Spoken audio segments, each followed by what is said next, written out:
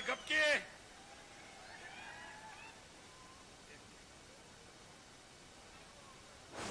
तुम्हा सर्वांचे लाडके नेते आदरणीय राजाभाऊ राऊत इथं व्यासपीठावरती येत आहेत. छत्रपती शिवाजी महाराजांच्या प्रतिमेला अखंड हिंदुस्थानाचं दैवत जाणता राजा छत्रपती शिवाजी महाराजांच्या अश्वारूढ पुतळ्यास पुष्पहार अर्पण करून या व्यासपीठाकडे आदरणीय राजाभाऊ राऊत यांचे या ठिकाणी आगमन होणार आहे. जोरदार हात वर करून आपण छत्रपती शिवाजी महाराजांना या ठिकाणी अभिवादन करणार आहोत. येते जरा शांत राहा. बार्शी तालुक्याचं लाडकं नेतृत्व माननीय राजाभाऊ राऊत या ठिकाणी अश्वारूढ पुतळ्यास छत्रपती शिवरायांच्या अश्वारूढ पुतळ्यास या ठिकाणी पुष्पहार अर्पण करतील खाली बसा खाली आणि बसा, त्यानंतर ऐका. या ठिकाणी हो. व्यासपीठाकडे येतील. हो गमच्या खाली बसा. अखंड हिंदुस्थानाचं दैवत जाणता राजा छत्रपती शिवाजी महाराज की जय भवानी. अखंड हिंदुस्थानाचं दैवत जाणता राजा छत्रपती शिवाजी महाराज की जय भवानी. जय भवानी. छत्रपती शिवाजी महाराज की जय भवानी. सगळ्यांना हात वर करून विनंती आहे की सगळ्यांनी हात वर करून घोषणा द्यायची आहे. छत्रपती शिवाजी महाराज की जय भवानी. जय भवानी. अखंड हिंदुस्थानाचा दैवत जाणता राजा छत्रपती शिवाजी महाराज की जय भवानी. या ठिकाणी राजेभाऊंचं आगमन होत आहे. मी मोकळ्या वेळात वेळ घालवावा म्हणून बोलत होतो. तुम्हाला सगळ्याला वेळ मिळावा ऐकावं म्हणून मी बोलत होतो. सारखं तेच तेच ऐकून कंटाळतं म्हणून वेगळं बोलत होतो. पण तुम्ही सगळे कमळालाच मत देणार आहात. मी तेच सांगतोय, राजाभाऊ तेच सांगणार आहात, तुम्ही गेल्यावर तेच करणार आहात. ऐकणारा पण सगळं माहित आहे. त्यामुळे अतिशय सांगण्याची जास्त गरज नाही. या ठिकाणी मला बोलण्याची संधी दिली. तुमचा ऐकण्याचा मूड जरा कमी दिसतोय. तुम्हाला राजाभाऊचं भाषण ऐकायचं आहे, ऐका. पाठ झालं की तुम्हाला का नवीन आहे काय? त्यामुळं या तालुक्याच्या विकासासाठी दिलेले जे सक्षम उमेदवार आहेत त्या सगळ्या उमेदवाराला आपण त्या कमळासमोरचं बटन दाबायचंय. आपण त्यांना प्रचंड अशा प्रकारे आपण निवडून द्यावं एवढीच आग्रहाची विनंती करतो. थांबतो.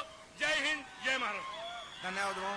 तुम्हा सर्वांचे लाडके नेते आदरणीय राजाभाऊ राऊत यांचं व्यासपीठावरती आगमन होत आहे. आपण त्यांच्या टाळ्यांच्या गजरामध्ये स्वागत करूया. भारतीय जनता पार्टीचा जय भवानी. तुम्हा सर्वांचं लाडकं नेतृत्व आदरणीय राजाभाऊ राऊत आपल्या पुढे नतमस्तक होत आहेत, आपल्याला अभिवादन करतायत. यानंतर आपल्या वैराग भागाचे नेते संतोषदादा निंबाळकर यांना मी विनंती करतो की त्यांनी आपले विचार व्यक्त करावे.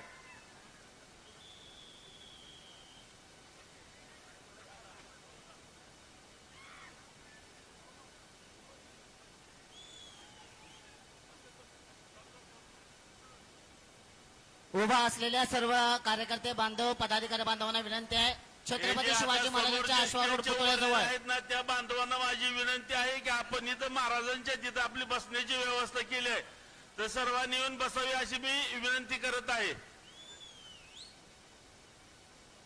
आदरणीय आपले नेते राजाभाऊ आंदळकर साहेब, अरुण भाऊ, अनिल काका, अध्यक्ष विनायक आबा, स्टेजवरील सर्व ज्येष्ठ मंडळी, जिल्हा परिषद पंचायत समितीचे सर्व उमेदवार आणि वैराग भागातून आलेले सर्व ज्येष्ठ आणि तरुण बांधवांनो, वास्तविक पाहता आज ही जिल्हा परिषद पंचायत समितीची निवडणूक आपल्या समोर आलेली आहे. आजपर्यंतची निवडणूक आणि ही निवडणूक ह्याच्यामध्ये फार मोठा फरक आहे. आज तुमच्या सगळ्याच्या आशीर्वादानं राजभाऊच्या नेतृत्वाखाली आपण गेले 20 वर्ष पंचायत समिती आपल्या ताब्यात ठेवली आणि याही वर्षी निश्चितपणानं तुमच्या सगळ्याच्या आशीर्वादानं या वर्षी 18-0 केल्याशिवाय राहणार नाही ही निश्चितपणानं मला माहीत आहे. कारण या तालुक्यातल्या प्रत्येक पुढाऱ्यानं, कार्यकर्त्याने आणि मतदारांनी जर मनावर घेतलं तर निश्चितपणानं 18-0 झाल्याशिवाय राहणार नाही ही आपण सर्वांनी लक्षात ठेवलं पाहिजे. मार्केट कमिटीची सत्ता आपल्याकडे आहे. कालची मार्केट कमिटीला सुद्धा आपण 18-0 केलं. नगरपालिका आपल्या ताब्यात आहे. ही सत्ता आपल्या ताब्यात आल्यानंतर पालकमंत्री आपल्या राजभाऊचे खास दोस्त आहेत आणि पालकमंत्री या ग्रामपंचायत, पंचायत समिती आणि जिल्हा परिषद या तिन्ही खात्यावर ग्राम विकास खात्याचं वर्चस्व असतं आणि निश्चितपणानं आपल्याला कसल्याही प्रकारचा निधी न पडू द्यायचं उद्दिष्ट देह राजभाऊकडे आहे. गेली 17-18 महिने आपल्याला या तालुक्यामध्ये किती निधी आला किती नाही आपल्या सर्वांना माहीत आहे. परंतु राजभाऊ ही निवडणूक कार्यकर्त्यांनी मतदारांनी हातात घेतलेली आहे. निश्चितपणानं उद्याच्या 7 तारखेला कमळ या चिन्हासमोरचं बटन दाबून भरघोस मतानं आम्हाला सगळ्यांना निवडून द्याचाल, आशीर्वाद द्याचाल एवढीच विनंती करून माझे 2 शब्द पूर्ण करतो. जय हिंद, जय महाराज.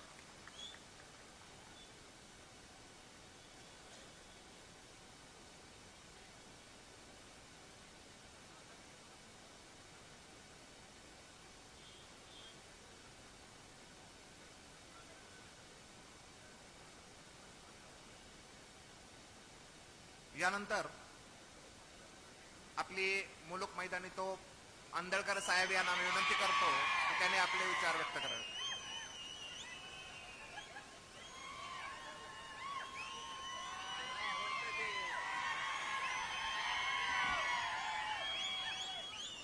असं आहे इकडून भाऊचं म्हणणं आहे 9 तारखेला बोलायचं. महाराष्ट्राची कुलस्वामिनी आई तुळजा भवानी, महाराष्ट्राचा जाणता राजा शिवछत्रपती, हिंदू हृदय सम्राट बाळासाहेब ठाकरे साहेब या ठिकाणचं कुलदैवत संतनाथ बार्शीचं भगवान व छत्रपती शिवरायाच्या चरणी नतमस्तक होतो. व्यासपीठावरती उपस्थित असलेले तुम्हामा सर्वांचे नेते माननीय राजाभाऊ राऊत आणि सर्व आदरणीय व्यासपीठ, वास्तविक काल या ठिकाणी सभा झालेली आहे. सभा झाली, त्या सभेमध्ये मला येता आलं नाही कारण मी पुण्याला गेलतो. माझे DYSP, SP वगैरे बॅचमेट. माझा वाढदिवस मी अजितदादांमुळे दादांना श्रद्धांजली वाहतो त्यामुळं साजरा चौकामध्ये असतो. भाऊनी सांगितलं होतं चौकात करू, परंतु यावेळेला केला नाही. मित्रांनो, काल 1-2-3 मुद्दे भाऊनं आता बंधन घातले की माझं अवघड होत आहे, त्यामुळं मला बोलताच येत नाही. आता परिस्थिती अशी आहे, काल मला माननीय भाऊ माननीय एकनाथ शिंदे साहेबांनी, माझ्या पक्षप्रमुखांनी ह्या एका कडवट शिवसैनिकाला वाढदिवसाची अशी भेट दिली की ह्या छत्रपती शिवरायाच्या पुतळ्यासाठी सुशोभीकरण करण्यासाठी 5 करोड रुपये या ठिकाणी मंजूर केले. एका कडवट शिवसैनिकाने या ठिकाणी ते मंजूर केले. हे कुणाचंही दुसऱ्याचं श्रेय नाही, कारण हा पुतळा ज्या वेळेला 8 फेब्रुवारी 2021ला बसवला त्यावेळेला सगळे या ठिकाणी पोलीस मागे लागले, लाठीचार्ज झाला आणि सगळे नेते मंडळी, बरीच नेते मंडळी या ठिकाणी निघून गेली. फोन स्विच ऑफ केले. त्या ठिकाणी आज 6 SRP गाड्या आणि पोलीस बंदोबस्त या ठिकाणी या पुतळ्याच्या काय म्हणतात त्याला, लातूरचा काढला होता, पंढरपूरचा काढला, इतर ठिकाणचे सगळे पुतळे काढण्यात आले होते आणि या ठिकाणी 6 SRP गाड्या पूर्ण बंदोबस्त या ठिकाणी आला होता. परंतु त्या ठिकाणी आम्ही या पुतळ्याजवळ थांबलो आणि तो पुतळा त्यावेळेला असलेले माझे एकनाथजी शिंदे साहेब यांना फोन करून सांगितल्यावर, कलेक्टर असतील, संबंधित अधिकारी असतील यांना फोन केल्यानंतर पुतळा हलवण्याचं रद्द झालं. हे श्रेय फक्त शिवसैनिकांचं आहे. 2004 सालापासून माझे राजाभाऊ राऊतांकडे पाहिलं तर शिवसैनिक म्हणून या दृष्टिकोनातनं पाहिलं जातं. खरा जातीवंत शिवसैनिक यामध्ये राजाभाऊ राऊताच्या रूपानं या ठिकाणी बार्शी तालुक्याला पहिल्यांदा मिळालेला आहे त्यावेळेला. आणि ते रक्त आजही सळसळत आहे. त्यामुळं कुणी कुठेही असलं तरी सुद्धा कालच्या सभेमध्ये या ठिकाणी जे टिमकी काय म्हणतात श्रेय घ्यायचं. एकनाथ शिंदे साहेब विचारत होते, कुणावर टीका करायची नाही भाऊने सांगितलंय, त्याला विचारत होते, पण शिवस्मारक समिती याचा अध्यक्ष तुमचा हा शिवसैनिक भाऊसाहेब आंदळकर या पुतळ्या संदर्भातला आहे. या ठिकाणी जो निधी येईल काही येईल याचं राजाभाऊ राऊत साहेब यांच्या बरोबर आमचं काय आहे ते बोलणं कलेक्टर साहेबांचे होऊन या ठिकाणचा निधीचा विनियोग या ठिकाणी केला जाईल. नगरपंचायतीच्या जागेचा वाद आहे अजून. आणि सगळ्या 18 परवानग्या कोरोनामध्ये भाऊसाहेब आंदळकरांना आणलेल्या आहेत. दीपक भैया आंदळकर रात्रभर शिवसैनिक या ठिकाणचे जागे होते पुतळ्यांना हलवून देण्यासाठी. त्यावेळेला ही कुठला आमदार बिमदार इथं नव्हता. होता काय अजिबात आला सुद्धा नाही त्यावेळेला. आणि श्रेय घ्यायला सगळ्याच्या पुढं डायरेक्ट निधी पाठवायची ताकद एकनाथ शिंदे साहेबांमध्ये आहे. पुतळा काय त्या प्लेन मध्ये बसायच्या आधी तर GR पाठवून दिला. 2.5 कोटी रुपये मंजूर करून त्या ठिकाणी पाठवून दिले. आणि त्याचा विनियोग या ठिकाणी राजाभाऊंशी माझी चर्चा झालेली आहे. पुतळ्या संदर्भातले बाकीचा कायदेशीर परवानग्या गॅजेटमध्ये नोटीसमध्ये या ठिकाणी राजाभाऊ मुळात त्याही वेळेला पुतळा न हलवण्यासंदर्भामध्ये राजाभाऊ राऊत यांनी मदत केली नसती तर पुतळा हलला असता. ही परिस्थिती आहे, हे मान्यच करावं लागेल. बाकीचे सगळे पळून गेले होते, कोण जायचे ते या ठिकाणी. आणि दुसरं आता सांगत असताना काल मला दुःख झालं. मी काल दुपारी लाईव्ह घेतलेला आहे. या ठिकाणी मला भाऊ बोलू देत नाही म्हणून मी लाईव्ह घेत बसतो. मला काही इलाजच नाही. कारण त्या ठिकाणी आत्ताही मी माझ्या धनुष्यबाण माझं हृदय की प्राण असेल, परंतु ज्या धनुष्यबाण घेऊन उभार असलेली माणसं ही उबाटाची मशालीची माणसं आहेत. ही डुप्लिकेट माणसं आहेत. यांना मतदान कसं करणार जातीवंत शिवसैनिक? हा उबाटाचा मतदार सुद्धा यांना मतदान देणार नाही. मग बाकीचा शिवसैनिक तर या ठिकाणी लांबच राहिला. या ठिकाणी भोगावती संतनाथ कारखान्याबद्दल साहेबांनी सांगितलं.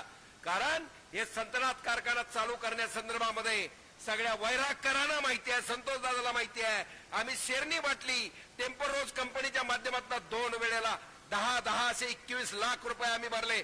2 वेळेला निलाव व्हायचा थांबवला. आणि 2 वेळेला औरंगाबाद खंडपीठामध्ये डॉक्टर जगताप पंके डॉक्टर डुरे साहेब असतील स्वर्गवासी यांनी आमचा ऍक्सिडेंट झाला करमाळ्याला. अरे तवा हा कुठे गेलता काय? आता मला बोलूच नको म्हणते, काय करू त्याला, काय अवघड आहे. कारण चौफुला आणि ह्याच्या नादामध्ये हा कारखाना बंद पडला या आमदाराने. आणि ह्या आमदाराला आता समजा माझा साहेब म्हणतो एकनाथ शिंदे साहेब हीच कारखाना चालू करतो, हे श्रेय महायुतीचं आहे. माननीय देवेंद्रजी फडणवीस साहेब आणि ते हे आहेत. आता अजितदादा गेल्यामुळे पोकळी निर्माण या ठिकाणी झालेली आहे. ती पोकळी भरून करायचं काम या ठिकाणी एकनाथ शिंदे साहेब आणि फडणवीस साहेब केल्याशिवाय राहणार नाही. आणि हे पहिल्यांदा आता बाकीचं बोलत नाही. एक तुतारीकडे गेलं होतं, एक कुठंतरी उबाटाकडे गेलं, मशालीकडे गेलं, त्यानंतर घड्याळाकडे गेलं. तर माझ्या अजितदादा या ठिकाणी यांचा पांढरा पायगुण, एवढा दुर्दैवी घटना त्या ठिकाणी घडली, यांच्या पायगुणामुळे घडलेली आहे. तुम्ही कशावर मतदार मागता?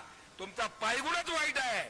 त्या उबाटालाही पायगुण लागला आणि इकडे दादालाही पायगुण तुमचा लागला. त्यामुळे या ठिकाणी यांना मतदान या ठिकाणी द्यायचं टाळा. माननीय राजाभाऊने या ठिकाणी शिवसेनेला सन्मानाची वागणूक नगरपालिकेमध्ये दिली. 6 नगरसेवक त्या ठिकाणी निवडून आणले. असं असताना चांगलं चाललं होतं. मार्केट कमिटी 18 पैकी 18. आताही माझ्यावरती कारवाई काय होऊ शकत नाही. कारण एखाद्या गद्दारात उबाटाच्या मशालीची माणसं धनुष्यबाणावर उभा असताना त्यांच्यासाठी मतं मागणारा मी नाही आहे. आम्ही मतदान त्या ठिकाणी मागणार नाही. आणि त्या दृष्टिकोनातनं राजाभाऊला या ठिकाणी जास्त बोलायचं आहे.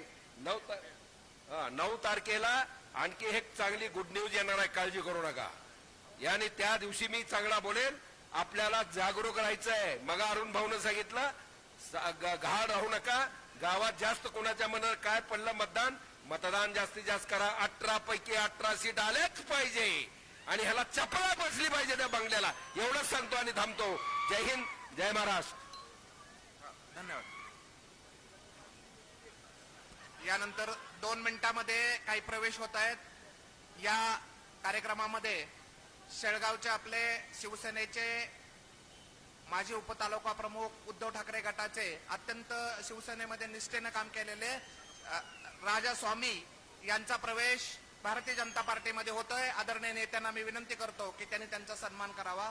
त्याचबरोबर या रातंजन ग्रामपंचायतीचे परमेश्वर भिले ग्रामपंचायत सदस्य यांचाही प्रवेश सोपल गटातून भारतीय जनता पार्टीमध्ये होतोय, त्यांचाही सन्मान होतोय.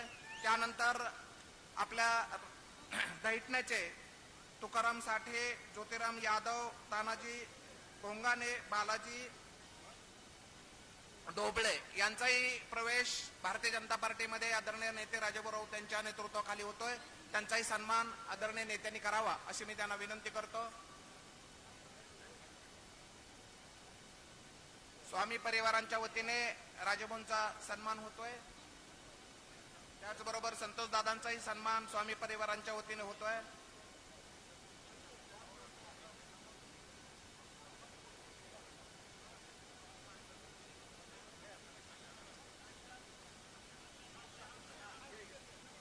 हळदुग्याचे अल्लेहाद मुलानी यांचाही प्रवेश हॅलो. प्रवेश तर म्हणजे सहकार्य करायचं तर ठरलेलंच आहे, परंतु आमच्या स्वामी परिवाराकडून पक्ष निधी म्हणून 50,000 मी राजभाऊ राऊत आता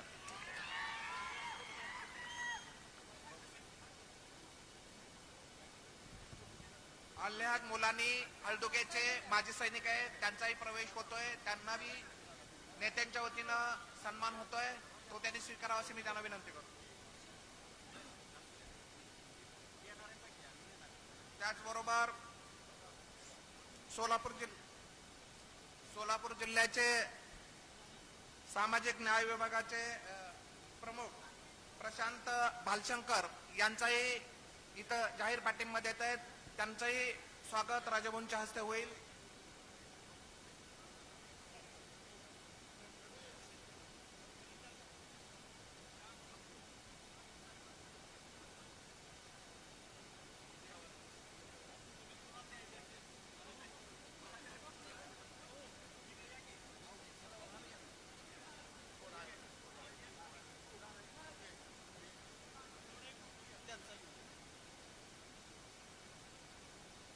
प्रशांत भालशंकर यांचाही सन्मान होतोय.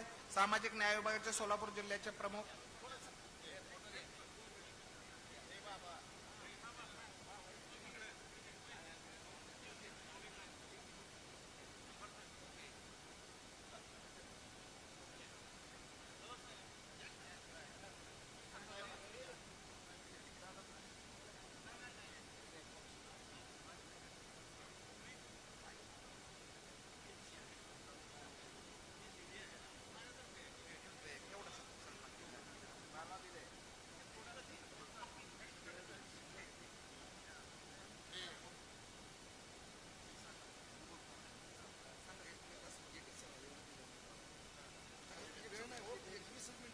मी या ठिकाणी संविधान गौरव रॅलीच्या माध्यमातून आपल्या तालुक्याचे नेते माननीय राजाभाऊ राऊत यांना भारतीय संविधानाची कॉपी या ठिकाणी देतोय.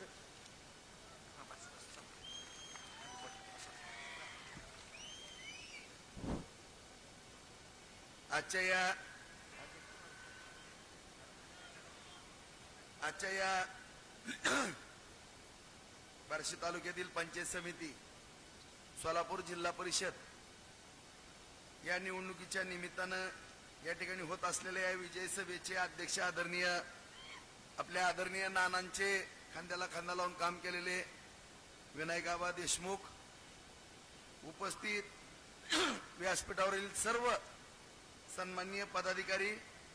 आता कमी बॉलन जास्त रन आहेत बांधवानो, त्याच्यामुळं आज या ठिकाणी या जिल्हा परिषद आणि पंचायत समितीच्या निवडणुकीच्या निमित्तानं या ठिकाणी वैराग भागामध्ये जी सभा होते बांधवांनो, ते आपल्या सगळ्यांनाच माहित आहे की एवढी मोठी सभा आणि सर्वसामान्य नागरिक, शेतकरी, जनता जनार्दन सर्वजण या सभेला उपस्थित आहेत मोठ्या संख्येनं. त्याबद्दल मी सुरुवातीला सर्वांना धन्यवाद देतो. आणि आज बांधवांनो, खऱ्या अर्थानं ही जिल्हा परिषद आणि पंचायत समितीची निवडणूक होत असताना आमचे शेळगावचे मित्र, जुने शिवसैनिक, माझ्याबरोबर काम केलेले, त्यांनी आता 50,000 रुपयाची देणगी दिली. मी आदरणीय माझे मित्र दादांना सांगतो, दादा एका भजनी मंडळाला ती देणगी द्यावी अशी मी या ठिकाणी आपल्याला विनंती करतो. कारण त्याचं सुद्धा स्वामी राजकारण होईल. हे राजकारण लय बेकार आहे. बार्शीत काय कधी उठवत्याला सांगता येत नाही. उपस्थित सर्व उमेदवार बंधू भगिनी सर्वजण आज बांधवानो प्रचाराची सांगता होते आणि या सांगतेच्या निमित्तानं आज पांगरीला सभा झाली, पानगावला झाली, मेहता वैरागला ही प्रचाराची सांगता होते. उद्या सगळ्यांच्या घरोघरी जावा, सगळ्यांना भारतीय जनता पार्टी आरपीआयच्या माध्यमातून समविचारी पक्षाच्या माध्यमातून जे उमेदवार उभा केलेले आहेत त्यांच्याकरता कमळ या चिन्हापुढचं बटन दाबण्याकरता सगळ्याला विनंती करा आणि सगळ्याच्या घरोघरी जाऊन सगळ्यांचे आशीर्वाद मागा की या बार्शी तालुक्याच्या विकासाकरता, बार्शी तालुक्याच्या भविष्याच्या पिढीकरता या ठिकाणी ही निवडणूक महत्वाची आहे म्हणून सर्वांना सांगा बांधव. कारण आज आपण पाहतो की केंद्र सरकार आहे, राज्य सरकार आहे. आज 15 महिन्यापूर्वी जी काही घटना घडली ती घडू द्या, परंतु त्याची जर सगळेजण तुम्ही म्हणता की प्रत्येक गावामध्ये मी गेलो, आता जवळपास 90% गावं झालेत. उद्या शेवटचा दिवस आहे. उद्या मी कमीत कमी 22 ते 25 गावाचा दौरा करणार आहे फास्ट. म्हणजे जवळपास सगळे माझी गावं पूर्ण करण्याकरता मी प्रयत्न करतोय. काही एक 10-15 गावं फक्त राहतील तिथं रणवीर, नाना, दादा, कुणीतरी भाऊ वगैरे साहेब किंवा आपले पदाधिकारी जातील बांधवून. परंतु या सर्वांचे आशीर्वाद एवढ्या मोठ्या प्रमाणामध्ये मिळू लागलेले आहेत. प्रत्येक गावात जात असताना माझ्या निदर्शनामध्ये आलं की माझ्या आयुष्यातली पहिलीच निवडणूक बघतोय. मी गेली 30 वर्ष झालं राजकारण करतोय, असा प्रतिसाद मी कधीच बघितला नाही तुम्हाला. ही सर्व जनतेने निवडणूक ताब्यात घेतलेली आहे. तुम्हाला संपूर्ण जनतेने निवडणूक ताब्यात घेतलेली आहे. प्रत्येक गावामध्ये गेल्यानंतर माझ्याबरोबर कोणच नसते तुम्हाला माहिती. प्रत्येक गावातली 2, 3, 4 ज्येष्ठ मंडळी, तरुण मित्र बांधव, पदाधिकारी, कुणीतरी सर्वसामान्य नागरिक बांधव, शेतकरी बोलतो, भाऊ विधानसभेला थोडी काहीतरी आमचा गैरसमज करून दिला, थोडी चूकच झाली. बांधवांनो, कुणी म्हणू नका की तुमची चूक झाली. मी कुठंतरी थोडंफार चुकलो असेल, माझ्याकडनं फिरण्यामध्ये कमतरता झाली, त्याच्यामुळे कुठंतरी आपल्याला तो अपघात झाला असू द्या, त्याचंही काय वाटणार नाही. कारण आपले आदरणीय पंतप्रधान नरेंद्र मोदी साहेब पंतप्रधान आहेत. आदरणीय ज्यांनी या बार्शी तालुक्यावरती फार मोठं प्रेम केलं अशा आदरणीय देवेंद्र फडणवीस साहेब मुख्यमंत्री आहेत. आदरणीय शिंदे साहेब उपमुख्यमंत्री आहेत. आदरणीय दादाही उपमुख्यमंत्री होते. त्यांनी आपल्यावरती प्रेम केलं. दुर्दैवाने घटना घडली बांधवानो, ही काही चांगली घटना घडली नाही. एक महाराष्ट्राचा उमदा नेता या ठिकाणी आपण त्या ठिकाणी आघात झाला बांधव. अत्यंत शोकांकिता या महाराष्ट्रावरती पसरली.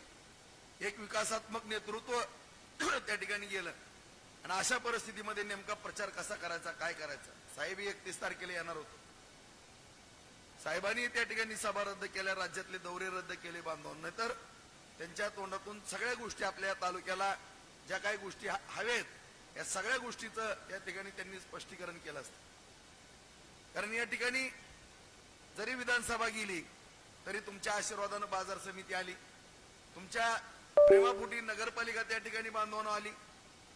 दोन्ही त्या ठिकाणी सत्ता आल्यामुळे भारतीय जनता पार्टीच्या महापालिका आल्या. सगळीकडे वातावरण चांगलं झालं. त्यामध्ये सुद्धा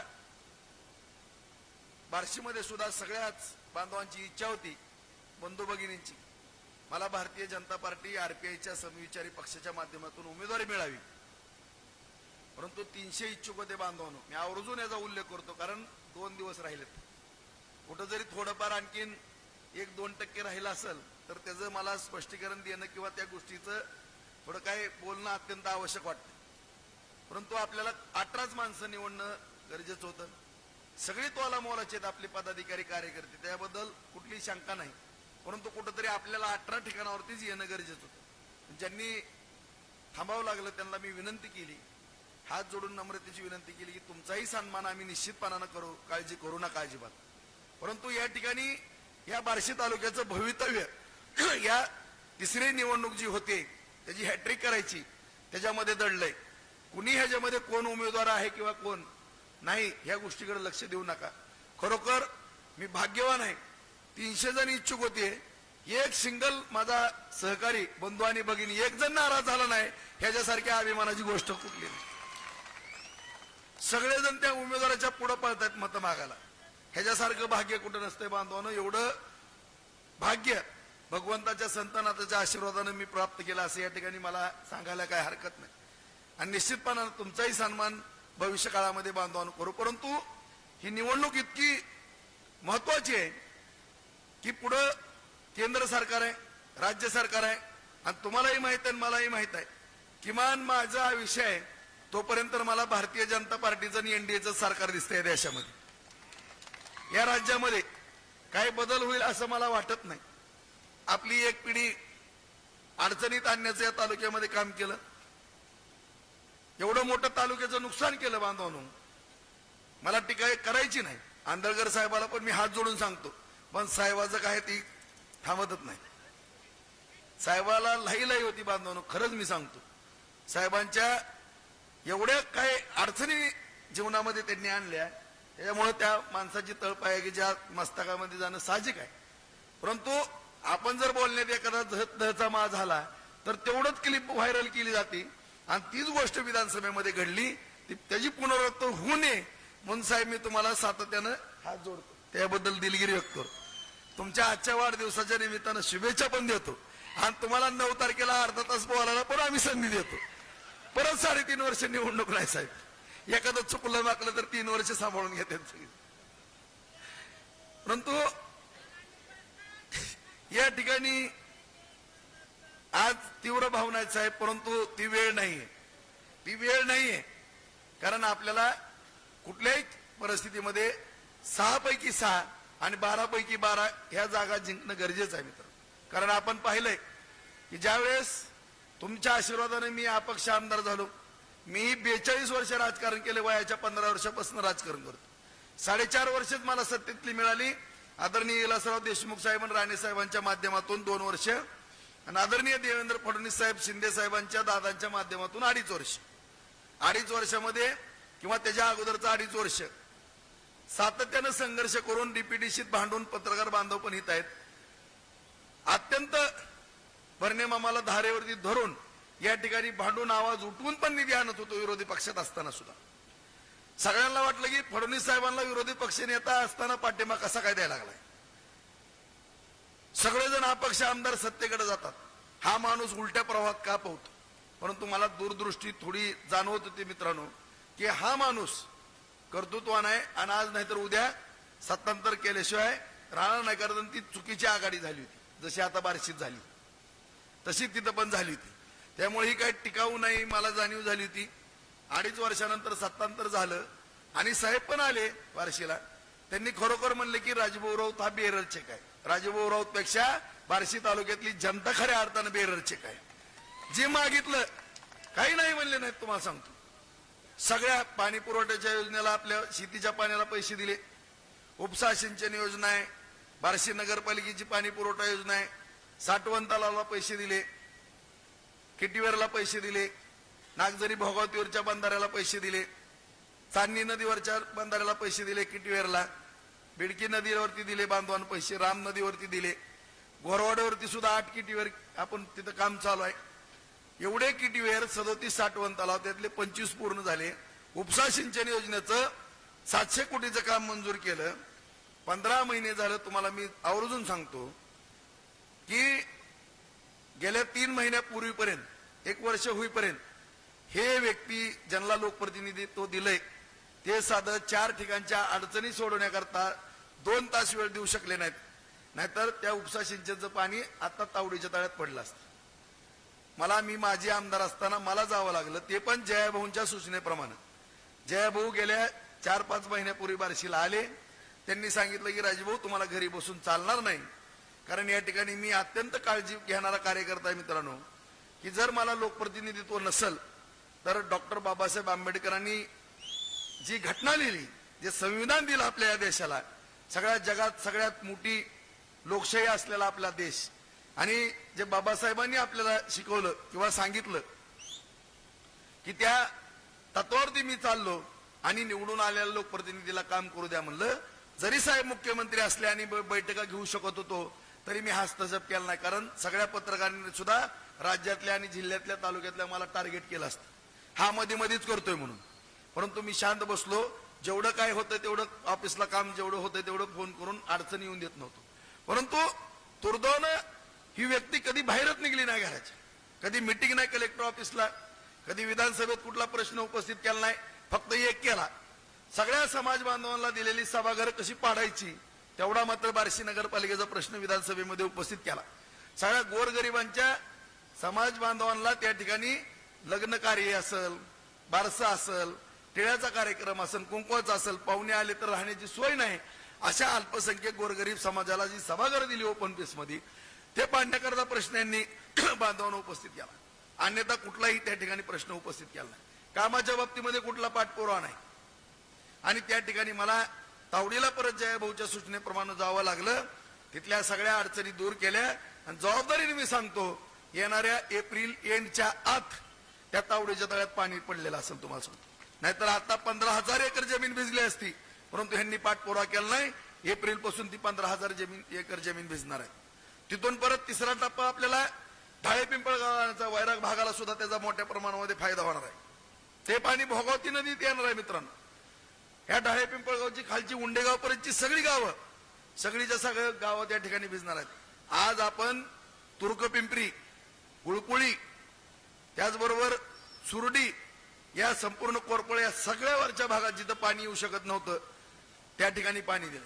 रस्तापूरला सुद्धा आदरणीय नानांची इच्छा होती, आदरणीय मनोहर जोशी साहेब आले होते, वैराग तालुका व्हावा, उजनीचं पाणी मिळावं. दुर्दैवानं त्या ठिकाणी आडकाठी घातली गेली बांधवानं, तुम्हाला सगळ्याला माहित आहे.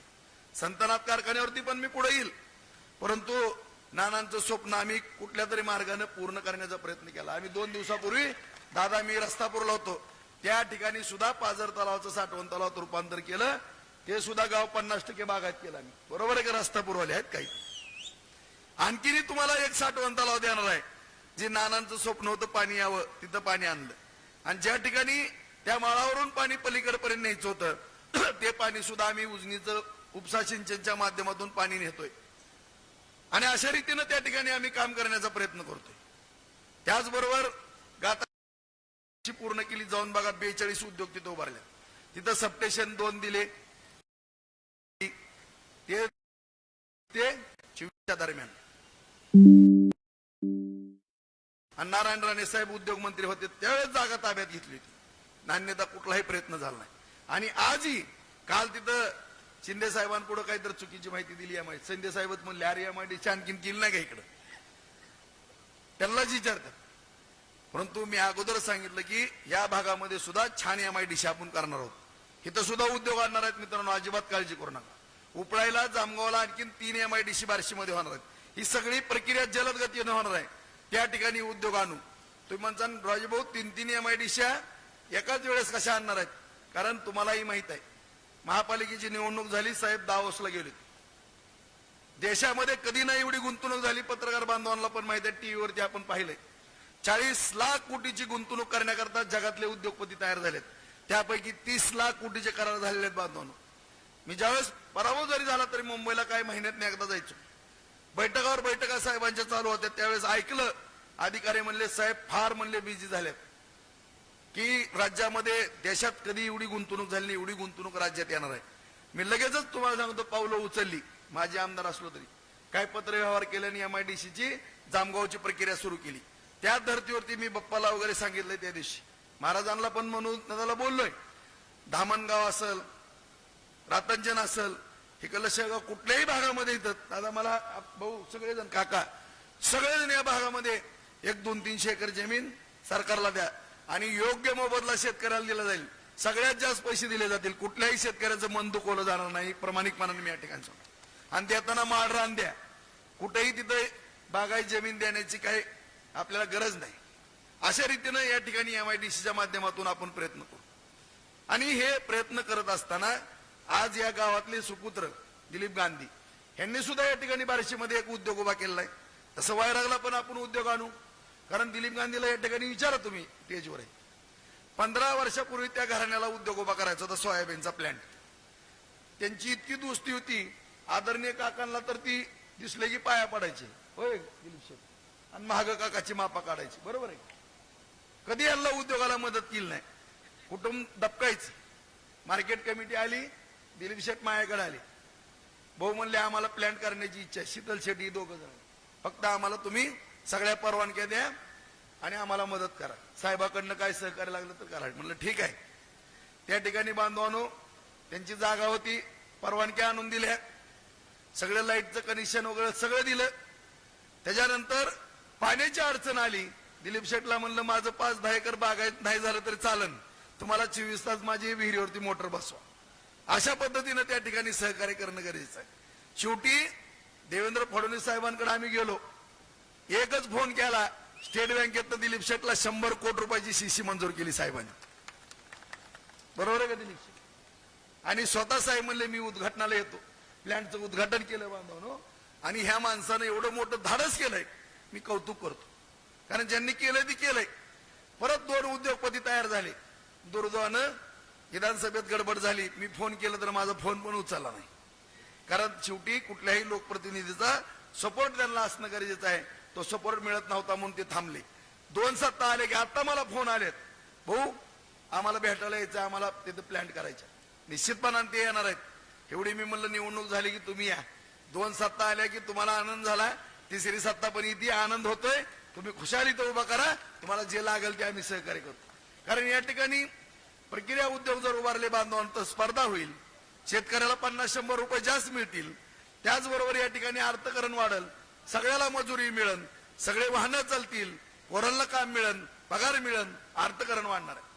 आज MIDC असेल किंवा उद्योग क्षेत्रामध्ये असेल, फपळवाडी रोडला असेल, त्याचबरोबर बायपास झालेला असेल किंवा पाणी आलेलं असेल, साठवण तलाव झाले असतील, सगळ्यांना मी या ठिकाणी सातत्यानं म्हणतो की कुठला पदाधिकारी एखादं 10-5 लाखाचं काम करत असेल, 5-50 हजार रुपये नफा मिळत असेल तर त्याकडे दुर्लक्ष करा. तो पण काम करतो, कार्यकर्ता म्हणून काम करतो, शहराला जातो, तालुक्याला जातो, त्याचाही कुठेतरी 4 पैसे जातात, त्याच्याकडे लक्ष देऊ नका. आज तुम्ही एवढंच विचार करा की आज गावागावात पाणी यायला लागले. आज उदाहरण लाडोळ्याचं देतो, मधुबाप्पांनी प्रवेश केला आपल्याकडे, विचारा आपले पाटील आहेत त्या ठिकाणी, सगळ्यांना विचारा, सुरेश आहेत, सगळी जुन्या नव्यांना विचारा. लाडोळ्याला 5 लाख रुपये एकर होतं, 25 लाखांनी जमीन मिळते का आता? ज्या ज्या ठिकाणी पानगावला झोटिंग तलाव बाबाच्या तिथं साठवण 25 साठवण तलाव जिथं जिथं पूर्ण झालेत, उपळ्याला जिथं पाणी गेलंय, सासुऱ्याला जिथं 2 बंधारे केलेत, आता 5 लाख रुपये एकर होती, 20-25 लाखांना जमीन मिळते का आता सांगा? आज बायपास झाले, रस्ते झाले छानपैकी. त्यामुळं आज या ठिकाणी बांधवांनो प्रत्येक शेतकऱ्याचं आर्थिक स्तर उंचावला येतो. त्याच्यामुळे प्रत्येकाची उन्नती करणं, शेतकऱ्याची प्रगती करणं ही माझ्यासारख्या कार्यकर्त्याची जबाबदारी. त्यामुळे त्या गोष्टीवरती भर देतो, जे गावामध्ये फितवलं जातंय की असा कार्यकर्ता तसा कार्यकर्ता, ह्यांनी केलं त्यांनी केलं, त्या गोष्टीकडे अजिबात लक्ष देऊ नका. प्रत्येकाची प्रगती कशी होती ह्याच्याकडे लक्ष द्या. सगळेजण आपण उद्योग आणि पाण्याच्या माध्यमातून पुढे जाऊ.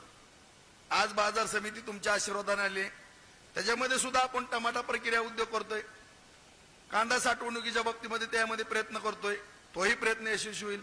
सगळ्यात महत्वाचं की जे हॉस्पिटलचा विषय बांधवणं, आता कोर्टाचं काम चालू आहे, जिल्हा रुग्णालयाचं काम चालू आहे, तुमच्या आशीर्वादाने मी अपक्ष आमदार झालोय.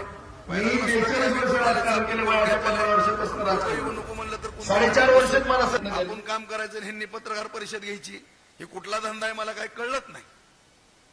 त्याचंही काम लवकर सुरू होईल. त्याचबरोबर माझ्या शेतकरी बांधवांची जी दैनंदिन अडचण होती आरोग्याच्या बाबतीमध्ये, सातत्यानं 1-2 लाख रुपये कुणाचं नुकसान होत आहे बिलाच्या माध्यमातून किंवा कुटुंबाला अडचण येते, त्या सगळ्या गोष्टीचा विचार करून आज आपली बाजार समिती सक्षम आहे. कारण रणवीर भाई चेअरमन झाला, पहिलं 2 कोटी रुपये सुद्धा उत्पन्न नव्हतं, पहिल्या वर्षी 7, दुसऱ्या वर्षी 8, परत 10, 12 एवढी 37 कोटी रुपयाची कामं केली. आज या ठिकाणी सुद्धा बाजार समितीमध्ये कामं केली, आपण इथंही कोल्ड स्टोरेज केलं, सगळी कामं केली. आदरणीय ज्यांनी ह्या त्यागी पुरुषांनी कामगारांकरता शेतकऱ्यांकरता जीवन सगळं समर्पित केलं, त्या आदरणीय नानांचं या ठिकाणी आपण बाजार समितीला नाव दिलं बांधव. तिकडं नरसिंहदादा देशमुखांचं नाव दिलं त्या ठिकाणी, आणि ह्या थोर पुरुषांची या ठिकाणी आपण नावं दिली. एवढं बाजार समितीमध्ये चांगलं काम केलं, तिकडे कोल्ड स्टोअर केलं, वेअरहाऊस केलं, रस्ते गटारी दिवाबत्ती सौर सगळं केलं, आणि एवढं करून सुद्धा 16 कोटी रुपयाची एफडी तिथं आहे. आणि त्या जीवावरती मी सांगतो की हे उद्योग आपण तिथं आणू. आणि सगळ्यात महत्वाची बाब, 2 टप्प्यामध्ये, पहिल्या टप्प्यात 50 कॉटेज, दुसऱ्या टप्प्यात 50 कॉटेज, 100 कॉटेजचं हॉस्पिटल, सगळ्या शेतकऱ्यांकरता मोफत उपचार, 1 रुपया तिथं लागणार नाही. हे सुद्धा आपण त्या ठिकाणी करू. तुम्ही म्हणसान भाऊ तुम्ही काय दिवाळ काढायला लागलो का? अजिबात होत नसते तसं. आयुष्यमान योजना आहे, मुख्यमंत्री सहायता योजना आहे, महात्मा ज्योतिराव फुले योजना आहे, आणि तुम्ही जी 1% शेअर देता, तुमचेच 12-13 कोटी रुपये येतात वर्षाला. त्याच्यातनं मेडिक्लेम म्हणून मी इन्शुरन्स भरतो, आणि तुम्ही जी काय बिल होईल इन्शुरन्स कंपनी देईन आणि सरकार देईल. 3-4 कोटी रुपये तर हॉस्पिटलला नफाच होणार आहे वर्षाला. काही अडचण येणार नाही, परंतु माझ्या शेतकऱ्याच्या कुटुंबाला कुठलाही धक्का लागणार नाही. ह्याची सुद्धा त्या ठिकाणी आपण काळजी घेणार आहोत मित्रांनो. आज तुम्हाला वाटत असेल इकडं 4 आणखीन कोल्ड स्टोरेज कशाला, तिकडं 4 कोल्ड स्टोरेज कशाला, म्हणजे 5 आणि 5 10 होते. 10 वेअर हाऊस पण आपण करणार आहेत. कारण इथं बसलेल्या सगळ्या शेतकऱ्यांनी सांगा, तुम्ही हात वर करा, किती जणांचं सोयाबीन होतं मला सांगा, किती जणांचं होतं सोयाबीन असलेले शेतकरी हात वर करा. तुरी असलेले काय भाव सोयाबीन विकलंय सांगा? 4042. जर इथं वेअर हाऊसची यांच्याकडे 25 वर्ष बाजार समिती होती, आपण आली तर 3 गोष्टी उभा केल्या 5 वर्षात. आता येणाऱ्या 5 वर्षात केंद्र सरकार, राज्य सरकार आहे. 10 वेअर हाऊस करण्यापाठीमागचा माझा एवढाच उद्देश आहे की साठवण क्षमता झाली पाहिजे. 1 रुपयाचं भाडं शेतकऱ्याला घेतलं जाणार नाही. फक्त फ्युमिकेशनच्या बाबतीमध्ये जी काय किरकोळ औषधाची फी लागेल तेवढी आकारू. दर साल दर शेकडा 6% व्याजदराने त्या ठिकाणी बाजार समितीच्या माध्यमातून पैसे उपलब्ध करून देऊ मित्रांनो, जेणेकरून तुम्ही हमी भावाच्या पुढे भाव आल्यावरच विका तुम्ही. कारण मला माहित आहे की जर पिकलं तर शेतकऱ्याला माल विकल्याशिवाय आणि दिनी दिल्याशिवाय पर्याय नसतो. ही गोष्ट मी समजू शकतो, परंतु त्याला जर पर्याय निर्माण करून दिला तर आपल्या शेतकऱ्यासारखा मग दणकट माणूस पण कोणी नाही. त्याच्याकरता पर्याय उपलब्ध करून देणं, त्याची सोय करणं ही त्या लोकप्रतिनिधीची जबाबदारी असते. किंवा त्या संस्था राजकीय अड्डा म्हणून वापरायच्या नसतात, त्या संस्था शेतकऱ्याची लक्ष्मी म्हणून त्याच्याकडे पाहायचं असते. त्या दृष्टिकोनातून बाजार समितीकडे आपण पाहतोय. ह्यांनी काय पाहिलं निवडणुकीमध्ये? तुम्हाला सगळ्या अख्ख्या तालुक्याला माहित आहे, 25 लाख रुपये खर्च करा आणि 50 लाख रुपये तिथनं काढा. अरे काय धंदा लावला तुम्ही? डाकू मंगलसिंगची टोळी तुमची. आज इथं सांगताय तुम्ही शिंदे साहेबाला चुकीची माहिती देता. संतनात कुणी बंद पाडला? कुणी बंद पाडला? अख्ख्या वैराग भागाला माहिती. कुणी तो कारखाना बंद पाडला? कुणी कारखान्यात अपार केला? तुमच्यावरची गुन्हे दाखल झाले त्या कारखान्याचे. आज आर्यन कारखाना कुणी बंद पाडला? 300 कोटी रुपयाला डीसीसी बँक बुडवली मित्र. आज आमच्यावरती टीका करतात, माझ्या कुटुंबावरती काय गुन्हा केलाय मला सांगा? विधानसभेमध्ये जे निरेटिव्ह पसरविलं, कुठली चूक केली तर सगळे उपस्थित आहेत. तुम्हाला मी जाहीरपणाने सांगतो, छत्रपतीच्या साक्षीने सांगतो, कुणाकडनं मी 1000 रुपये बुडविलेत कुणाचे दाखवा मित्र. आता इथनं टेजवरनं उतरतो, माझी शेतीबाडीन माझा व्यवसाय करतो, जिंदगीत राजकारण करणार नाही. तुमचं कुणी म्हणा की राजभाऊन 2-5 1000 रुपये बुडवले, सांगा, कुणीही सांगा इथं उठून या राजभाऊ बुडवले. मग कधी असलं पाप आमच्या घराण्याकडनं मायाकडनं होणार नाही. परंतु दुर्दैवानं इथं बिंबवलं गेलं. तुम्हाला सांगतो, बिंबवलं गेलं. कुठल्याही काम, सगळे कार्यकर्ते तिथं, कुठल्याही कामामध्ये मी काय 10 पैशाच्या भानगडीत पडलो नाही. कुणीतरी एखादं मोठं कॉन्ट्रॅक्टर कोणतर असेल, कुणीतरी दिले असेल निवडणुकीमध्ये माझ्या गरीबाच्या लेकराला काही 4 पैसे, काय तो गुन्हा आहे? अजिबात नाही. सगळे पक्ष फंड घेतात. आता सुद्धा मला स्वामींनी तर देणगी दिली. मी म्हणलं ती भजनी मंडळाला द्या. मी एवढ्या विचारानं वागतो, आणि तुम्ही कुठल्या विचारानं वागता सांगा? आज मी जरूर खुलासा करतो मित्रांनो, छत्रपती शिवरायांच्या साक्षीने बोलतो. 6 नगरसेवक त्या ठिकाणी उभा केले शिंदे साहेबांचे, सेनेचे. 6ची 6 निवडून आणली. आदरणीय शिंदे साहेबाला मी मानणारा कार्यकर्ता, ते पण हाडाचे शिवसैनिक आहेत. मी त्यांच्या बरोबर काम केलंय. ह्याला काय माहितीये नेमकं काय? त्यांच्या लाडकी बहीण योजनेवरती टीका करणारा हाच माणूस, त्यांच्यावरती टीका करणारा हाच माणूस, बाळासाहेबांबद्दल बोलणारा हाच माणूस टीका करणार. आणि आता ह्यांना शिंदे साहेबाचा आता पुळका आलाय. का? तर तुम्ही कधी विचारा, साठे नाना मुंशीचे मला 4 दिवस फोन येत होते, काहीतरी फंड घ्या की म्हणून नगरपालिका. मी म्हणलं मला तसलं काय नको, मी त्या भानगडीतला नाही मित्रांनो. मला साहेब नको. जी मधले कोण दलाल होते ना, 2-4 पदाधिकारी, त्यांना काहीतरी त्यातनं कमिशन होतं म्हणून. मला पण माहित नाही काय धंदा चालतंय ते. काय काळा धंदा चालतंय मला माहित नाही मित्रांनो. मी थोडं नाकारलं. माझं एकाचं दोन साहेबाला सांगितलं की लय घमिंड आहे म्हणून. काय घमिंड आहे बाबा? फक्त मी एवढाच निरोप दिला, माझी आणि साहेबाची भेट झाली नाही फक्त दुर्दैवानं, एवढाच निरोप दिला, मला काही 10 पैशाचा कोटा नको, मला भगवंताच्या आशीर्वादानं संतनाथाच्या आशीर्वादानं 2 टाइम खाऊन पिऊन सुखे, जेवढं लागतंय तेवढं राजकारणाला माझ्याजवळ आहे, मला काय भानगड. फक्त मी जर तुमच्याकडे आलो, काय राजीभाऊ तुमच्या तालुक्यातलं काय काम आहे लगे विचारा, आणि समोर पत्र ठेवलं की 0 मिनिटात करा आणि सन्मानाची वागणूक द्या, ह्याच्यापेक्षा तुमच्याकडनं मला काही नको, ह्या मानसिकतेनं मी त्या ठिकाणी वागत होतो. पण ह्यांनी पैशासाठी सगळं किती केले, हे चिन्ह घे, ती चिन्ह घे, ती चिन्ह घे, ह्याला टांग मार, त्याला टांग मार. परत म्हणले मी पवार साहेबांचा पट्टा आहे. आता कोणाचा पट्टा आहे बाबा तू? हा, एवढ्या मोठ्या माणसाला आणलं, एवढ्या मोठ्या माणसाला आणलं, मला वाईट वाटलं तुम्हाला. ठीक आहे, विधानसभेमध्ये शिंदे साहेबांच्या सभेला प्रचंड गर्दी होती, फडणवीस साहेबांच्या सभेला प्रचंड गर्दी होती बांधवांनो. कालची सभा माझ्या शिंदे साहेबाची त्यांनी कशी केली, एवढा मोठा माणूस, परंतु त्यांना आणून या ठिकाणी कशा पद्धतीनं केलं. अरे तुम्ही तेवढी तर दानत दाखवा ना, 4 गाड्या करायची, तेवढी पण दानत नाही. नेहमी दुसऱ्याकडे बघायची सवय आणि दुसऱ्याकडे बोट दाखवता. आज या ठिकाणी बांधवांनो तुम्हालाही माहित आहे, मी मगा म्हणलं की मी कुणाच्या खिशात हात घालत नाही, तसल्या भानगडीत पडणारा कार्यकर्ता. माझ्या स्वतःच्या व्यवसायावरती माझं जीवन जगतो मी, 2 टाइम खाऊन पिऊन मी सुखी आहे. मला काय लय मोठ्या हायपाय बंगल्यात राहायची पण गरज नाही, काही नाही. 2 पोर आहे, ती भारी आहेत म्हणते तात्या, तुम्ही हसत खेळत राहिलं तर बाद झाला, आम्हाला काय लय घेणं देणं नाही. आणि ह्यांची सवय काय सांगा, माझ्यावर बोट दाखवणाऱ्याची. आज 18 कोटीचे शेअर्स घेतले माझ्या शेतकरी बांधवांचे, दिले महागारी, दिले महागारी सांगा. 28 कोटी शेतकऱ्यांचे ऊसाचे बुडवले, लेकरा बाळांची लग्न मोडली, शिक्षण मोडलं मित्रांनो. बजरंग बाप्पानी कारखाना घेतला आर्यन शुगर. बाप्पाला म्हणलं बाप्पा मुळी पण टाकून देणार नाही, सगळ्या शेतकऱ्याचे पैसे द्यायचे. बाप्पानी पैसे त्यांची दिनी दिली, बुडविणार ही आणि दिनी बाप्पा द्यायला. 300 कोटीला बँक बुडवली मित्रांनो, सगळ्यांनी बँक वाटून खाल्ली, बँक संपली होती, कर्मचारी देशोधडीला गेले असते, शेतकऱ्याला कर्ज कधी मिळालं नसतं डीसीनं. आज त्या बँकेवरती प्रशासक नेमले गेले, आदरणीय साहेबांनी माझ्या विनंतीला मान देऊन तिथं प्रशासक नेमले. 6000 कोटीच्या एफडी झाल्या तिथं, 6000 कोटीच्या. मागल त्या शेतकऱ्याला कर्ज आहे, अशा पद्धतीने संस्था चालवायची असते. आज बार्शी नगरपालिका असेल, 20 वर्ष झालं पंचायत समिती आपल्या ताब्यामध्ये, सगळ्या संस्था उत्कृष्ट आपण चालवता. ह्यांनी तर असा परफेक्ट आरोप करू द्या बरं, ह्या कामामध्ये राजेंद्र राऊतांनी अमुक भानगड केली, सांग म्हणा मला कुठे. आणि मला विचारतात 4000 कोटीचा हिशोब द्या. हिशोब आता मी आणला इथं, देणारा हिशोब तुम्हाला सांगतो.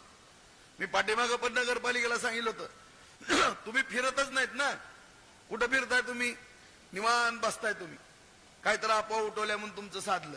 आज मी काल भातांबऱ्याला गेलतो, मला म्हणले 12 वर्ष भातांबऱ्यामध्ये ही व्यक्ती आलीच नाही म्हणले.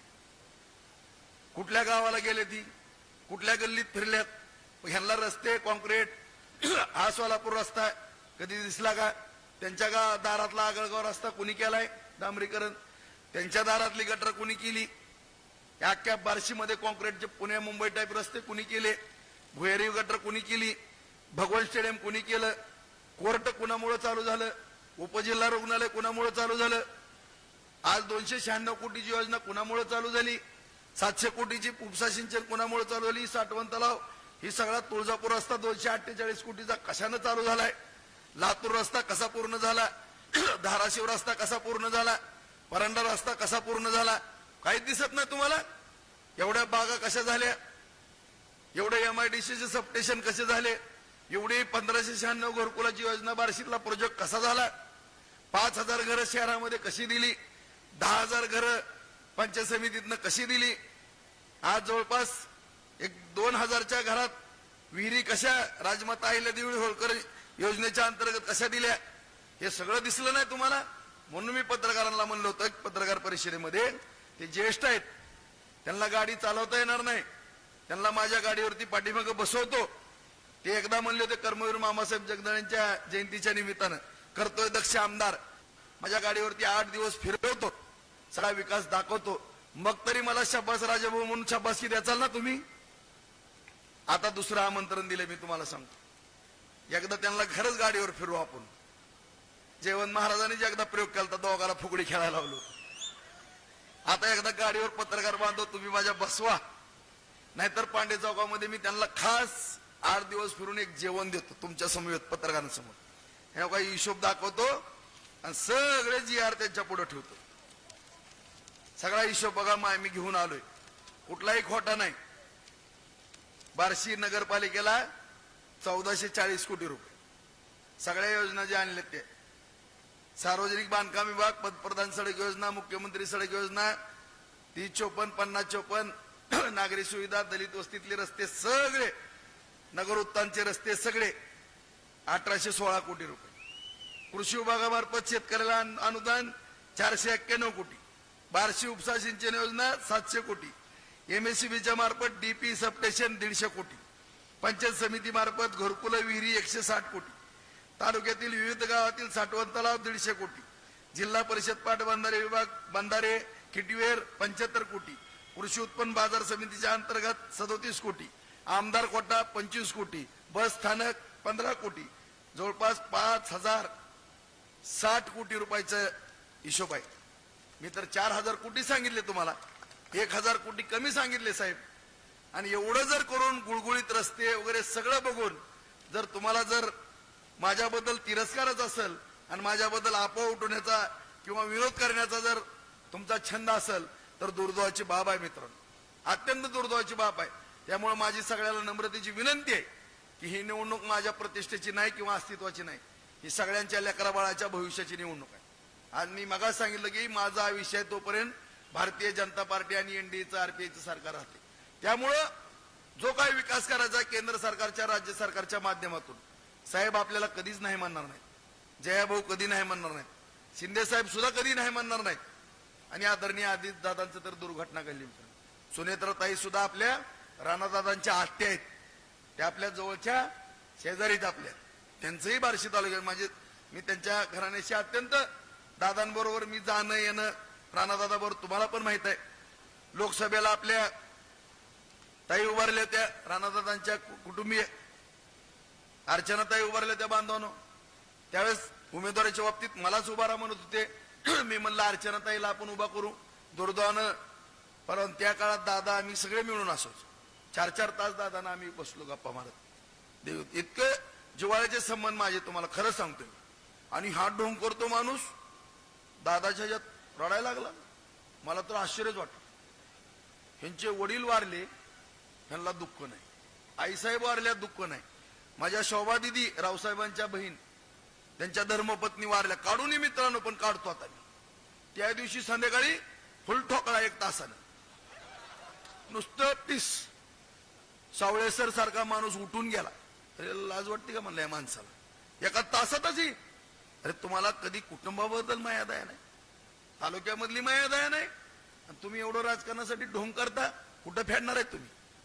आणि म्हणता की मला काय तुम्ही वयस्कर म्हणता का? अजिबात नाही. वयस्कर माणसाचे तर आम्ही आशीर्वाद घेऊ, त्यांचं दर्शन घेऊ. कधी वयस्कर माणसाची आवेलना माझ्यासारख्या कार्यकर्त्याकडनं होणार नाही. परंतु तुम्ही जर एवढं मी किती भरभर पळतो, मी किती ह्याच्यात जर म्हणत असाल तर आमच्या तोंडनं चुकीच्या काही गोष्टी येऊन देऊ नका. आम्हाला येऊन पण द्यायच्या नाही, टीकाही करायची नाही तुमच्यावर. परंतु विनाकारण एवढं ढोंग करू नका.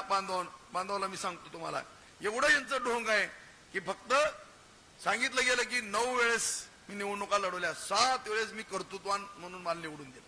अजिबात नाही. तुम्ही फक्त गावागावात भांडणं लावली, 2 गट पाडले, भावाच्या विरोधात भाऊ सोडला, डोकी फोडली, 1 गट मानून तुमच्या पशी आला, त्याच्यामुळे तुमचं साधलं. भौगोलिक दृष्ट्या या तालुक्यामधलं राजकारण वेगळं आहे मित्रांनो. जातीपातीचं राजकारण केलं, चुकीच्या पद्धतीने बोलले गेले, म्हणून तुम्हाला सांगतो यांचं साधलं. नाहीतर मी जबाबदारीने या ठिकाणी बोलतो, कुठल्याही ग्रामपंचायतचे सदस्य होण्याची यांची पात्रता नाही, अजिबात नाही. तुम्हाला सांगतो, काय काम आहे मला सांगा? कधी यांनी काम केलेलं नाही कुठल्या चांगल्या पद्धतीचं. हा करणं, कुठंतरी 4-4, 5-5 तास जेवायला घालवतो एका ठिकाणी, 5-5 तास. अरे आम्हाला चहा पिऊ वाटत नाही, भर पळत जातो आम्ही. काही वेळेस कार्यकर्ते नाराज होतात, भाऊ चहा प्यायला सुद्धा थांबले नाहीत. परंतु 1-1 मिनिट महत्वाचा आहे मित्र. आज आयुष्यामधला 1-1 क्षण महत्वाचा आहे. जगामध्ये काय चाललं आज तुम्ही सगळेजण पाहताय. एकदम मोठी स्पर्धा चालू आहे. आज अमेरिकेच्या बाबतीमध्ये तुम्ही बघा, एवढा टेरिफ लावला, आता कमी केला. आज देशामध्ये सगळं जे युद्ध व्हायचं त्याच्यापेक्षा आज आर्थिक युद्ध चालू आहे. आर्थिक महायुद्ध एकामेका देशाला अडचणीत आणण्याची प्रक्रिया चालू आहे जगामध्ये. आणि ह्याच्यामध्ये आपला शेतकरी टिकला पाहिजे, त्याला पाणी मिळालं पाहिजे, त्याचं उत्पन्न वाढलं पाहिजे, उद्योग उभारले पाहिजे, अर्थकारण वाढलं पाहिजे. जागतिक लेवलला तुम्ही या ठिकाणी त्याचा अभ्यास करा. आज आपल्या आदरणीय पंतप्रधान साहेबांनी या ठिकाणी युरोपियन देशांबरोबर करार केले. नेहमी जगामध्ये फिरत असताना दूरदृष्टी डोळ्यासमोर ठेवून इम्पोर्ट एक्सपोर्टच्या बाबतीमध्ये सातत्याने जगामध्ये आपलं नावलौकिक केलं. म्हणून आज देशामध्ये आपण चौथी अर्थव्यवस्था आहे, तिसरी अर्थव्यवस्था होण्याच्या मार्गावरती आहे. आणि अशा परिस्थितीमध्ये आपण पाठीमागे राहता कामा नये. त्यामुळं या ठिकाणी माझी सगळ्याला नम्रतेची विनंती आहे. मगाच म्हणलं की मी कुठली प्रतिष्ठा नाही, अस्तित्व नाही, काही नाही. आणि काही जाऊ नका तुम्ही. आंदळकर साहेबांनी आदरणीय आपलं दैवत, आपल्या जगाचं दैवत छत्रपती शिवरायांबद्दल सांगितलं. खरंय, या ठिकाणी सगळ्या परवानग्या आणल्यात बांधून आम्ही. या ठिकाणी पुतळा सुद्धा आपल्याला झाकलेला होता. साहेब तुम्हालाही माहित आहे, मी दादांना फोन केला, दादा सगळेजण तिथं महाराजांचे ते सगळं झाकलेलं सगळं ओपन करा. तुम्ही त्या ठिकाणी योगदान दिले, मान्य आहे, परंतु थोड्या टेक्निकल बाबी राहिलेल्या. त्याही येणाऱ्या काही काळामध्ये आदरणीय पालकमंत्री जयभाऊंना बरोबर घेऊ, त्या सगळ्या सोडू. ज्या शिंदे साहेबांनी आमच्या आदरणीय छत्रपती दैवतांसाठी जे काही काल योगदान दिलं त्याचं आम्ही स्वागत करू. आणि तुम्हालाही सांगतो, मी मागा सांगितलं की आदरणीय शिंदे साहेबांचा फार माझ्यावरती जीव आहे. भगवंताच्या ग्राउंडवर बघितलंय, राजा राजा म्हणत होते, बरोबर आहे. आणि त्यांनी त्यांच्याबद्दल काय बोललेत ही पण ऐकलं. परंतु कुणाला तरी वाटत असतं की पक्षाचं काहीतरी. तुम्ही अजिबात काळजी करू नका. तुम्ही 6 पैकी 6, 12 पैकी 12 निवडून आणा, एवढी जबाबदारी तुमची आहे. मी आदरणीय देवेंद्र साहेब फडणवीस साहेबांना, आदरणीय शिंदे साहेबाला आणि सुनेत्राताईंना तिघांनाही बार्शीच्या गांधी पुतळ्याजवळ घेऊन येतो. आणि ह्यांचा किती 2.5 कोटीचा लाडकाल केला ह्यांच्या जे काय. आणि शेवटी कसं आहे, महाराजांच्या बाबतीमध्ये जर सांगितलं, महाराजांच्या चरणी 2.5 कोटी काय, आखी जिंदगी जरी आपण टाकली तरी कमी आहे महाराज. कारण ह्या छत्रपती शिवरायामुळे आज हे दिवस आपण बघतो.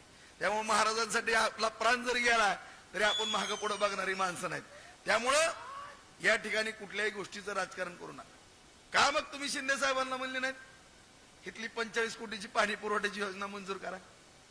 साहेब म्हणले असते परत बघूया मंत्रालयात. फक्त या दैवताचं नाव घेतलं म्हणून. आणि कुणी पण शिंदे साहेबच काय, कुणी पण आज ब्रह्मा विष्णू महेश सुद्धा त्यांच्यावरती फुलं टाकतील. तुम्हाला सांगतो, एवढं दैवत आपलं महान आहे. त्याच्यामुळं इथं राजकारण कुठलं चुकीचं करू नका. लवकरच आपण याची बैठक घेऊ सगळ्या गोष्टी. कारण मी अगोदरच सांगितलं, आपला प्रकाश पाटील साकतचा आहे, आर्किटेक्चर वायराला राहतो, त्याला सगळं बनवलंय, त्याचं डिझाईन वगैरे. आणि आता ह्यांना थोडं काही वाटायला लागले. परंतु अजिबात काळजी करू नका, आपलं दैवत आहे. ह्या दैवताला, कारण शिवसृष्टी तुम्ही बार्शीमध्ये बघा कशा पद्धतीने केलेलं. सांगण्याचा विषय नाही, पण तुम्ही जावा, किती सुंदर असं केलंय. आणि अशा पद्धतीने आपण सगळ्या आपल्या थोर पुरुषांचा सन्मान ठेवणारी माणसं आहेत मित्रांनो. कुठेही राजकारण करायचं नसतंय. छत्रपती शिवरायांचा आदर्श डोळ्यासमोर ठेवून मी काम करतोय म्हणलं तर त्याच्यावरती सुद्धा टीका करण्याचं काम केलं. परंतु आज आपण त्या विचाराची माणसं नाहीत. आपल्याला या तालुक्यामध्ये विकास करायचा आहे, चांगल्या पद्धतीने काम करायचंय आणि भविष्य काळामध्ये सगळ्यांच्या लेकराबाळाच्या तोंडामध्ये सोन्याचा घास घालायचा आहे. आणि त्या गोष्टी करताच आज आपल्याला या ठिकाणी या जिल्हा परिषद पंचायत समितीच्या माध्यमातून आपल्याला सामोरं जायचंय आणि सगळ्यांनी जागरूक राहा. मला खात्री आहे की तुम्हाला जर माझ्याबद्दल आता कळकळा असेल तर आता तुम्ही सारखं सारखं म्हणण्यापेक्षा, विधानसभेला चूक झाली, विधानसभेला चूक झाली असं म्हणण्यापेक्षा एक काम करचाल का माझं? 6 पैकी 6 आणि 12 पैकी 12 आणा, बस एवढंच काम करा. बस कधी सुद्धा विधानसभेचा विषय काढ नका. झालं गेलं, गंगेला मिळालं, तीनदा ती विषय आता नको. फक्त मला माझं जे काय थोडं वाटलं एवढं काम करून सुद्धा माझ्या मनाला वेदना झाल्या असू द्या. त्या वेदना जर माझ्या पुसायच्या असतील बांधवांनो, फक्त 6 पैकी 6, 12 पैकी 12 महाराष्ट्र अख्खा बघत असला पाहिजे. खऱ्या अर्थाने या बार्शी तालुक्यामध्ये पायाला भिंगरी बांधणारा कार्यकर्ता आहे. ह्या कार्यकर्त्याला फक्त अपघातानं कुठेतरी, कारण कुठल्याही योद्ध्याला हरवता येत नसेल ना त्यावेळेस बदनाम केलं जातं मित्रांनो. मला कारण नसताना, कुठली चूक नसताना बदनाम करायचा प्रयत्न केला. कारण कुठला योद्धा ज्यावेळेस इतिहास साक्षी आहे, हरत नाही ना त्यावेळेस बदनाम केला जातो. तसं केलं मला. असू द्या, झालं ती होऊ द्या. आता तरी तुम्हाला हे करणार का? समाधानी करणार ना? सगळे हात वर करा, भाऊ काळजी करणार बस. तुम्ही एवढंच काम करा, बाकीचा पुढचा कार्यक्रम सगळा विकासाचा मी बघतो, माझ्यावरती विश्वास टाका. बिनधास्तपणानं तुम्ही 2 दिवस जागरूक राहा एवढी हात जोडून विनंती करतो बांधवांनो. आणि तिन्ही नेते ह्या गांधी पुतळ्याजवळ आणून या बार्शी तालुक्याचं नंदनवर्धन नाही कारण त्या नावचा राजाराव सांगणार नाही एवढा शब्द मी. धन्यवाद भाऊ. आपण सर्वजण उपस्थित